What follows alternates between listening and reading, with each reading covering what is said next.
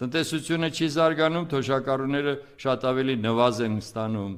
Նայեք քաղաքի վիճակին, կեղտի մեջ կորած քաղաք է, կեղտի մեջ կորած Ավինյան, դու ինչ որ ծրագրեր ես քեզանից մոգոնում, քաղաքը չես կարողանում մաքուր պահես։ Բոլոր նրանք, որոնք ապրել են խորհրդային տարիներին, հիշում են, որ առավոտյան ժամը 5-ից սկսվում էին լվացող մեքենաները, ջրցան մեքենաները, ամբողջ քաղաքի ուրեմն փողոցները լվանում։ Մի անգամ ձյուն եկավ, այդ ավազը ցանեցին, ամբողջ ավազը մնացել է փողոցում։ Անգամ այսքան ժամանակ մեկը չեղավ, ասի լսեք, գնացեք այդ գոնե այդ ավազը մաքրեք։ Այս ամբողջ փոշին մարդիկ շնչում են եւ հիվանդությունների քանակը օրորի ավելանալու է։